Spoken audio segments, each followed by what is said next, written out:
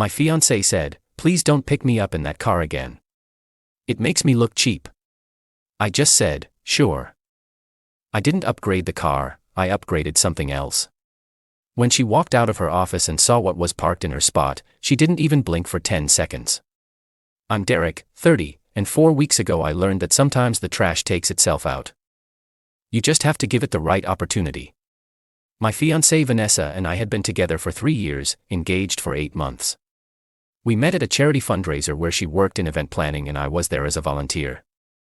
She was polished, confident, knew everyone in the room. I was drawn to that energy. We started dating, and for the first 2 years, things were solid. Then the engagement happened, and something shifted. Vanessa started making comments. Small things at first. Maybe you should dress a bit sharper for dinners with my colleagues. Have you thought about upgrading your watch? My friends' partners drive nicer cars. I brushed it off. She worked in luxury event planning, dealt with high-end clients. Of course she was image conscious.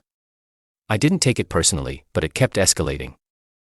3 months ago, I picked her up from a work dinner in my car, a 7-year-old Honda Civic.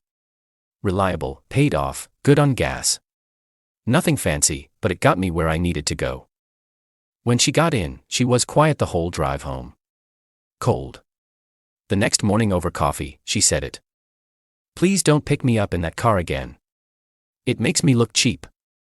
I looked up from my phone. "What? Your car, Derek? It's embarrassing. My colleagues saw me getting into a decade-old Civic. Do you know what kind of cars they drive? What that says about us? It says we're practical. The car runs fine. It's paid off. It says you don't care about how we present ourselves. I'm trying to build a reputation in this industry. Image matters. Everything matters. I'm not buying a new car because your coworkers are snobs." She sighed, like I was being difficult. "I'm not asking you to buy a Range Rover. Just something that doesn't look like you're still in college. Can you at least think about it?" I stared at her. "Sure." That was it. I said sure, and I let it drop. But something in me clicked. This wasn't about a car. This was about her seeing me as a project, something to upgrade and polish for her social circle. I wasn't a partner. I was a reflection. I started paying closer attention. The comments didn't stop. She'd mention how her friend's fiancé just made partner at his firm. How another couple bought a house in the right neighborhood. How someone's engagement ring was at least 3 carats. Every conversation felt like a comparison I was losing. 2 weeks after the car comment, we were at her office holiday party. High-end venue. Open bar. Everyone dressed like they were attending the Met Gala. I wore my best suit. Not designer, but clean and well-fitted. Vanessa introduced me to her boss and some colleagues. I could feel her tension, the way she positioned herself slightly in front of me, like she was buffering. One of her coworkers, a guy named Brendan, asked what I did. I told him I was a senior data analyst for a mid-sized tech company. Decent job, good salary, nothing glamorous but stable. Brendan nodded politely. Cool, cool. Vanessa's always talking about how grounded you are. Grounded. The word felt like a dismissal. Like I was the boring baseline she tolerated. Later that night, in the car, my embarrassing Civic, she was on her phone, texting someone, and smiling. "Who's that?" I asked. "Just Melissa. She's sending me photos from tonight. Did you have fun?" It was fine. Would have been better if we'd arrived in something a bit more presentable. There it was again. I gripped the steering wheel tighter but didn't respond. The breaking point came a week later. Vanessa had a big client event on a Friday evening. She asked me to pick her up afterwards since she'd be drinking. I said sure. But this time, I made a plan. Update 1. I didn't buy a new car. Instead, I made a phone call.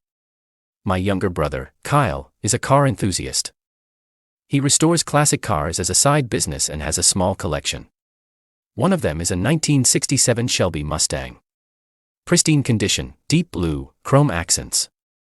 The kind of car that turns heads and stops traffic. He barely drives it. Keeps it mostly for shows and special occasions. I called him Tuesday morning. Kyle, I need a favor. Can I borrow the Mustang for Friday evening? The Shelby. What? Long story. I'll explain later. Just trust me. He hesitated. Kyle loves that car more than anything.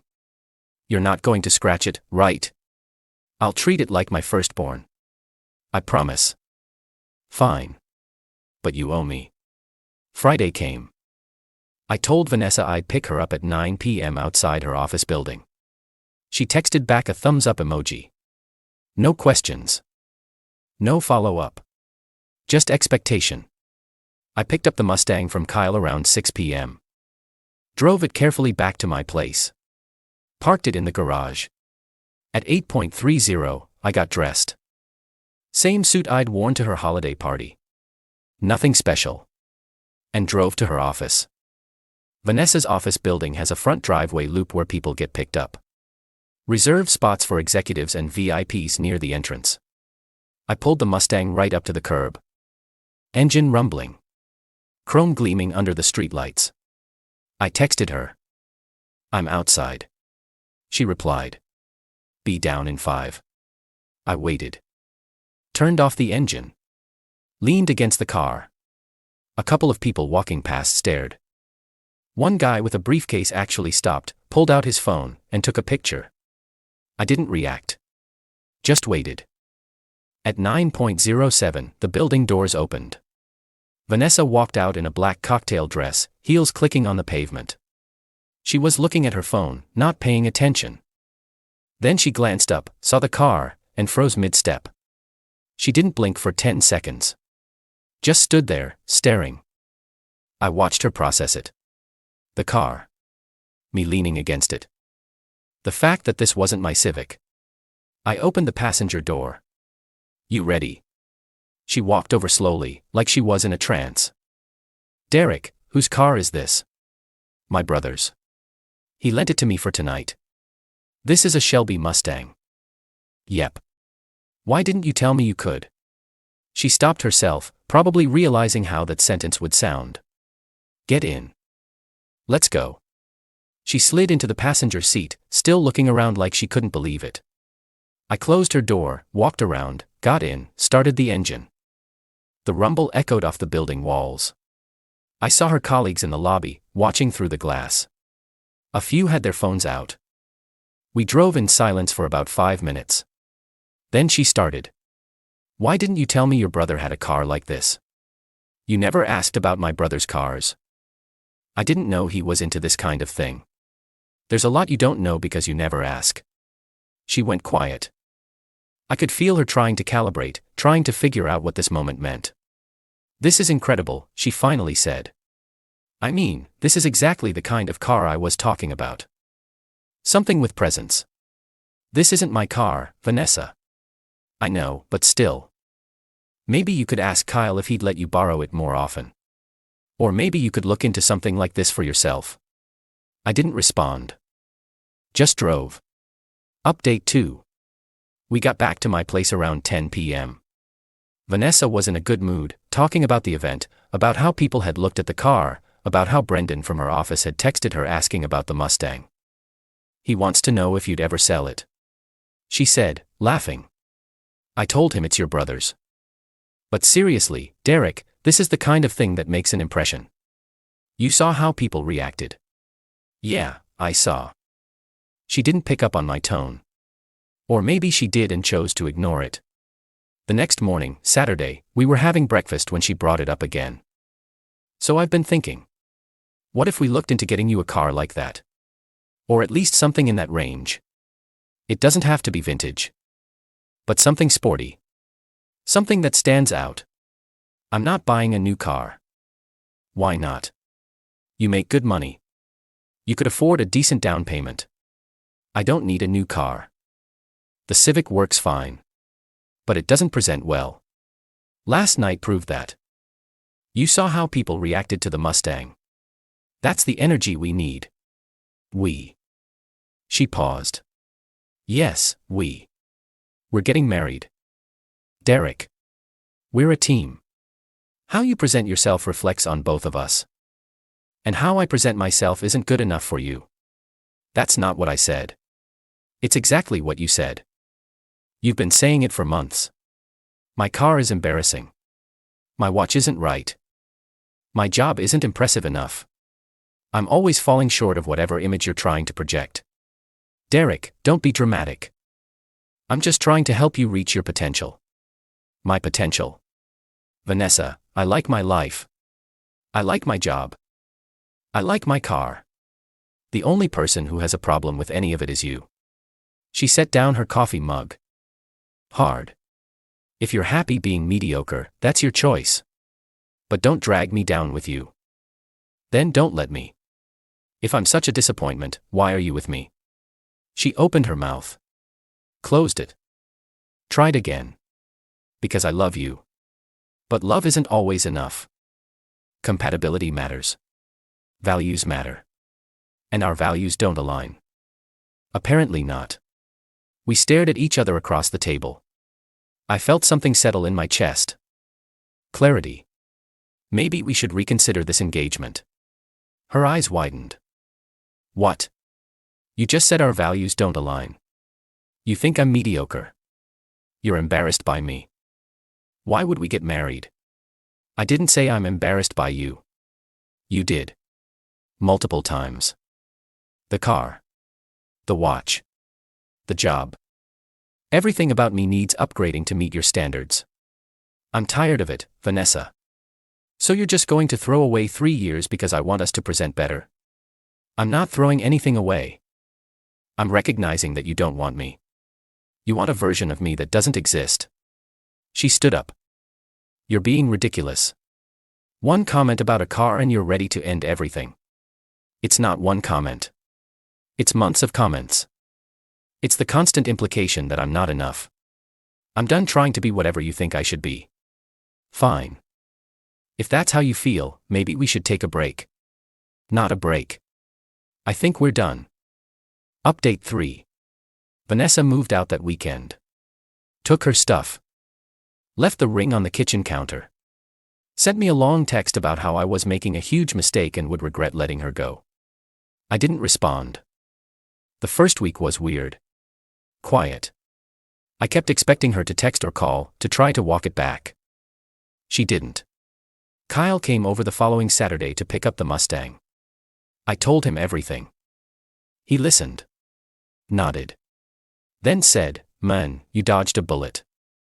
Yeah, that car's just a car. If she couldn't see past that, she wasn't worth it." I know. Still sucks though. It'll stop sucking eventually. Wanna grab a beer? Yeah, let's do that. 2 weeks after the breakup, Vanessa's friend Melissa reached out to me. We'd always gotten along and I got the sense she never really liked Vanessa's attitude. She asked if we could meet for coffee. I agreed.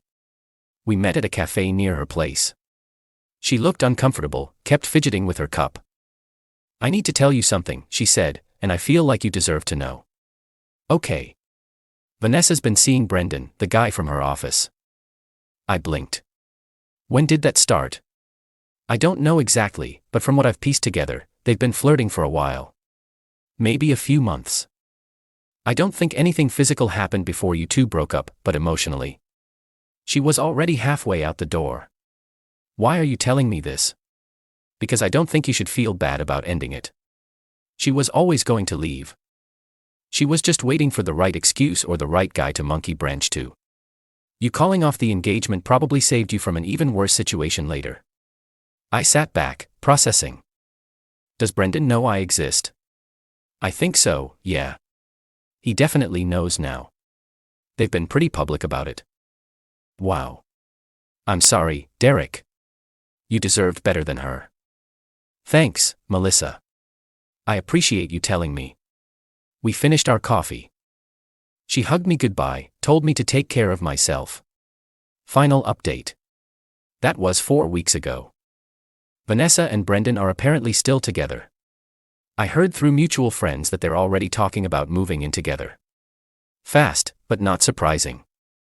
She always needed to be in a relationship, needed that validation. I've been doing okay. Better than okay, actually. The apartment feels lighter without her. I'm not constantly second-guessing myself, not wondering if I measure up. I'm just existing. And it's nice. Kyle and I have been hanging out more. He's teaching me about car restoration. I'm actually thinking about starting a project of my own.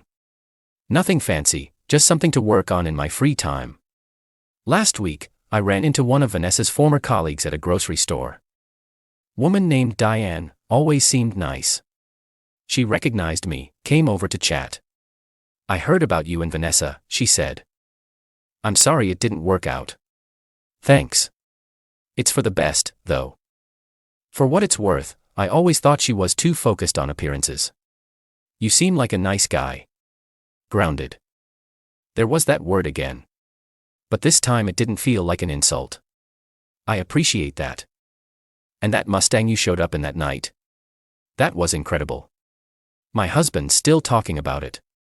I laughed. It's my brother's. I was just borrowing it. Well, it made an impression. On everyone. Including Vanessa, I think. Maybe. But the impression wasn't enough to make her appreciate what we had. Diane nodded. Her loss. I went home that day and realized something. Vanessa wanted me to upgrade the car because she thought that would fix what was broken. But the problem was never the car. It was her. Her values. Her priorities. Her inability to see past surface-level status.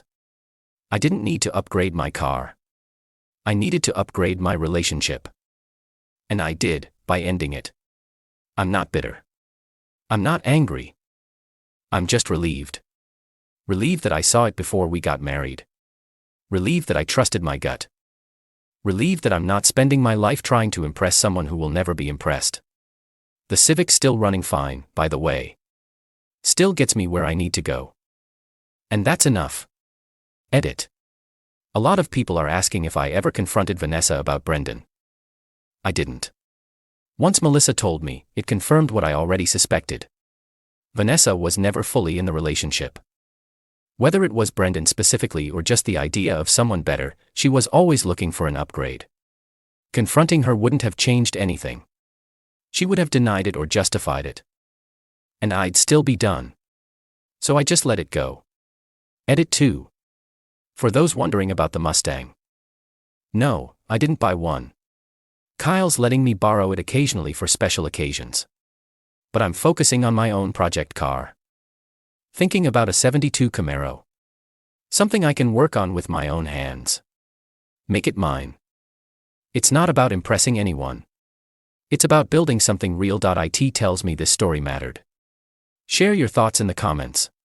Your words don't just echo. They inspire the next story. And if you believe in stories that stand for truth, loyalty, and poetic justice, please subscribe to this channel and turn on the notification bell. You're not just a viewer. You're part of this journey. Thank you for being here.